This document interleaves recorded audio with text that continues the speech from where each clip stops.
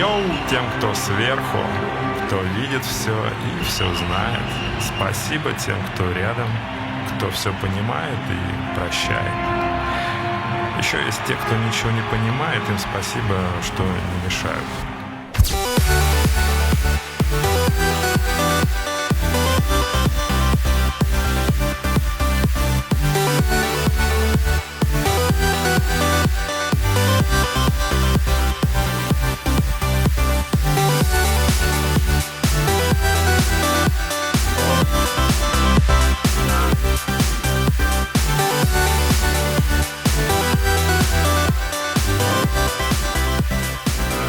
Казантип – это одновременное географическое название и нарицательное слово, которое у многих ассоциируется с одноименным легендарным фестивалем. Это счастье, которого нет, но оно есть, и без него никак.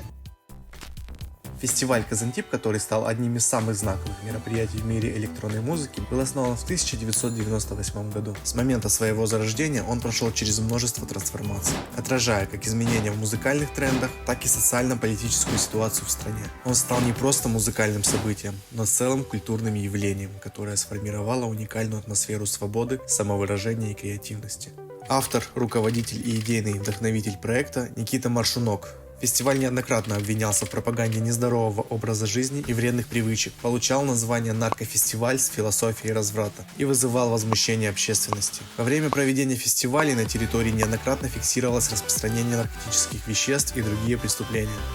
Наркотики разрешили бы? Слушай, на самом деле да, потому что запретный плод сладок, все все равно хавают. Голосуйте за партию, за добро и справедливость.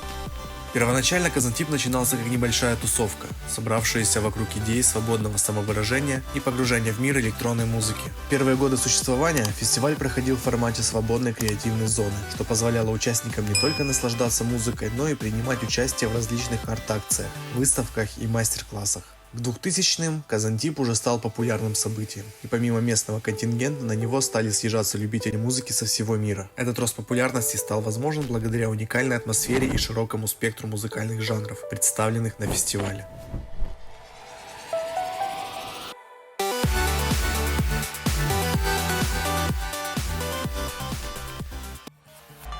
Как из того, что мы есть, стать тем, кем мы могли бы быть? Все просто. Достаточно что-то делать, творить, верить. И это очень сильно любить.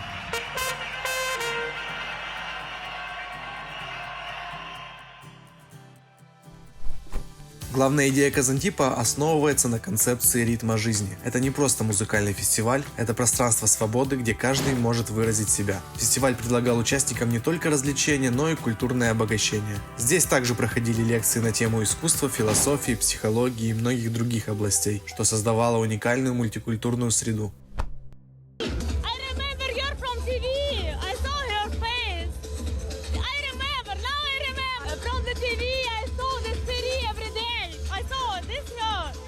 Слушай, вы отлично разговариваете на английском языке. Да, я уж там 15 лет.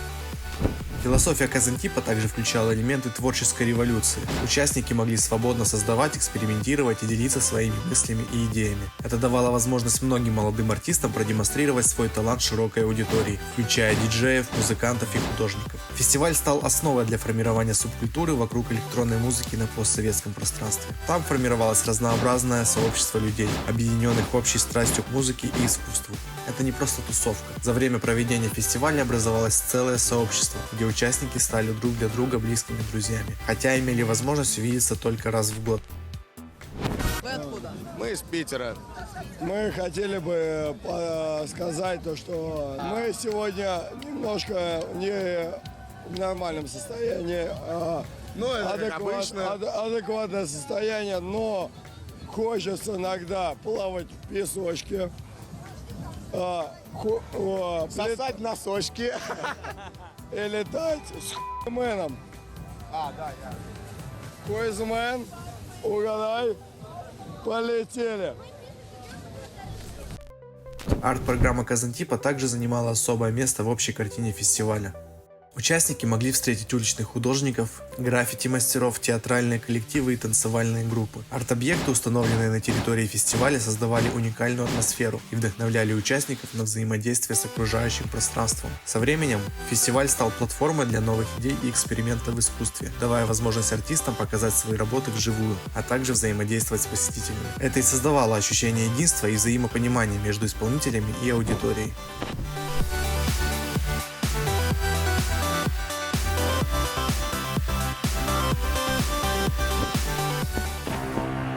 Все, что я могу сказать, будут лишь слова. Эти цифры на вершине тоже только 2 икса, если ты здесь случайный прохожий и курортник. Но те, кто приехал не на танцы, кто способен чувствовать сопричастность, понимать и гордиться, что 20 лет нашей эры – это наша огромная общая победа. Поднимите руки и скажите «Вау!».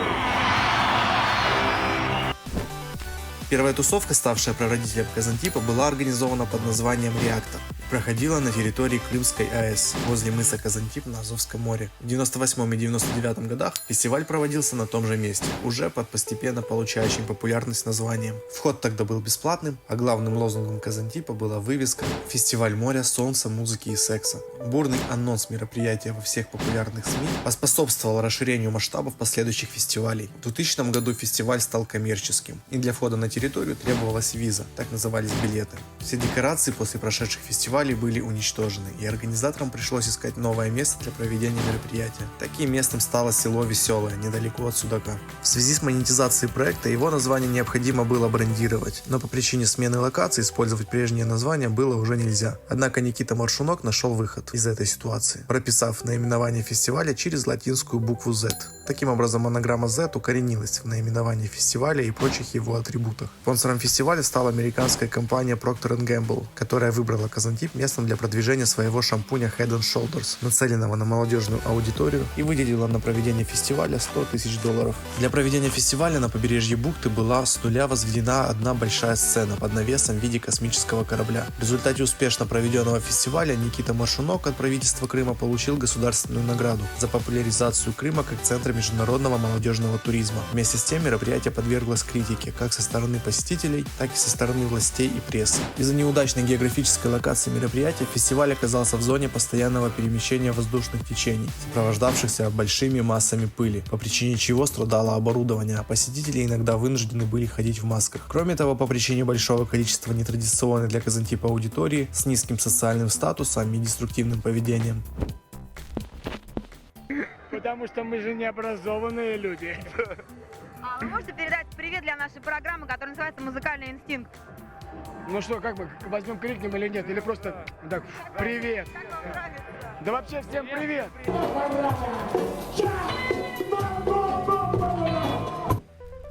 На мероприятии были зафиксированы множественные случаи краж, причинения тяжких телесных, факты незаконного оборота наркотиков, а также факт вандализма на памятнике археологии в бухте Веселой и разорения участниками рейва близлежащих виноградников. Также с мероприятия в больницу была доставлена 19-летняя жительница Одессы в состоянии сильного наркотического опьянения, которая под его действием выбросилась из окна 3-го этажа больницы и скончалась от полученных травм. В период с 2001 по 2013 год фестиваль Казантип проводился ежегодно в селе Поповка под Евпаторией. С коммерческой точки зрения, каждый последующий фестиваль был проведен с большим размахом. На фестивалях выступали самые известные диджеи и музыканты как постсоветского пространства, так и со всего мира. Среди них Бука Шейк, Лейди Вакс, Сендер Ван Дорн, Джеймс Дзабиэла, Грув Армада и другие. Это был расцвет фестиваля. Помимо атмосферы и звезд мировой индустрии, на фестивале устраивались конкурсы, где выбирали то гимн республики, то был конкурс костюмов роботов. Кроме того, на фестивале были замечены в качестве отдыхающих и звезды российской эстрады, такие как Гоша Куценко, Александр Рева, Игорь Верник и другие. Казантип 2013 стал фактически последним успешно проведенным фестивалем в Поповке с 31 июля по 14 августа 2013 года. Рекламным слоганом фестиваля был «Have a nice trip to Казантип». Фестиваль неоднократно отмечен как самый коммерчески успешный, что связывается с успешной пиар-компанией, пиком его популярности и как следствие максимального количества посетителей. Казантип 2014 – единственный фестиваль, проведенный в городе Анаклия в Грузии с 20 по 30 августа 2014 года. Власти Крыма воспрепятствовали проведению фестиваля в 2014 году силами ФСК в связи с изменением законодательства. Не последнюю роль в переезде фестиваля именно в Грузию сыграл глава администрации туризма Грузии Георгий Сигуа, который в попытке поднять уровень туристического потока сам предложил площадку для проведения мероприятия с соответствующей технической поддержкой со стороны властей, за что впоследствии был уволен. Проведенный в Анаклии фестиваль вызвал неоднозначную реакцию как со стороны грузинской общественности, так и со стороны постоянных участников фестиваля. По количеству посетителей фестиваль в Анаклии оказался самым провальным за последние годы проведения. Вместо заявленных 60 тысяч человек за весь период проведения мероприятия посетили всего около 5. Фактически, фестиваль стал последним мероприятием под брендом Казантип.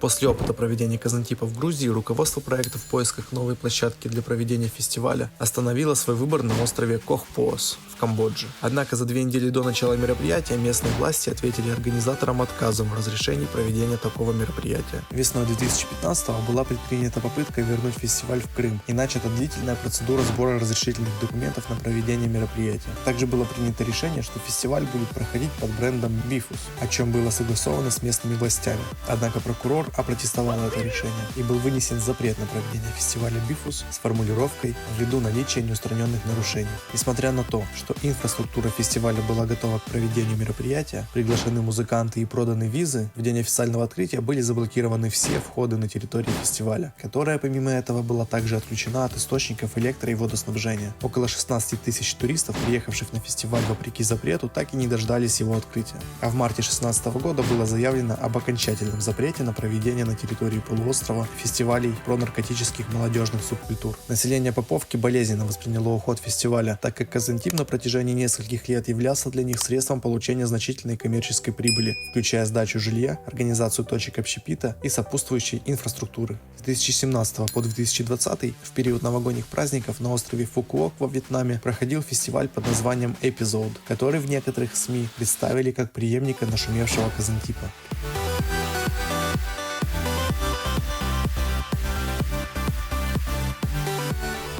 На фестивале неоднократно фиксировались факты незаконного оборота наркотических средств и незаконного оборота оружия, а также случаи массовых избиений. Дорогие ребята! Казантип — это супер! Папы и мамы! Пришлите нам кокаина, пожалуйста! И ЛСД мы нуждаемся тоже! Я плачу! Пришлите!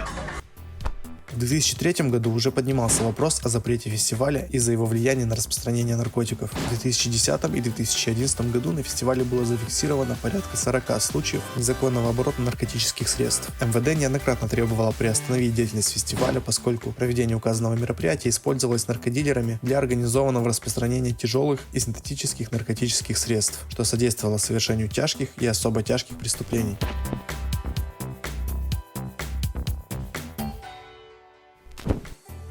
Части одного целого и необъяснимого. Ты и ты. И есть та суперсила, которая дает жизнь всему этому и рождает чудо. Казантип на протяжении более 2 десятков лет олицетворял не только нарушение законов распространения наркотиков и проституцию, а в первую очередь это был фестиваль о культуре, свободе, креативности в мире электронной музыки. Несмотря на возникшие трудности и изменения в формате, он оставил глубокий след не только в сердцах тысяч участников, но и стал настоящим феноменом мирового масштаба. После фестиваля в Поповке осталась определенная инфраструктура. Многие из построек, палаток и сцен остались в разной степени сохранности и стали частью местного ландшафта. Некоторые из них и сейчас используются для проведения других мероприятий. Казантип на протяжении многих лет очень способствовал формированию имиджа Поповки как места для молодежного отдыха. Поселки по-прежнему привлекают людей тем, что когда-то на этом месте проводился самый громкий фестиваль на постсоветском пространстве. И каждый приезжающий туда хочет ощутить ту самую атмосферу Казантипа. Даже если не рассуждать всерьез о неком феномене Казантипа, даже если крайне скептически относиться к существованию якобы грандиозного замысла, глобальной объединяющей идеи, супермиссии великого казантипского народа и нашего неоспоримого мирового господства, даже если считать меня и вас сумасшедшими, то в любом случае есть что-то странное и необъяснимое, что 20 лет давало силы нам делать это несмотря ни на что, а вам терпеть и верить, что это все имеет смысл и несокрушимую суперсилу.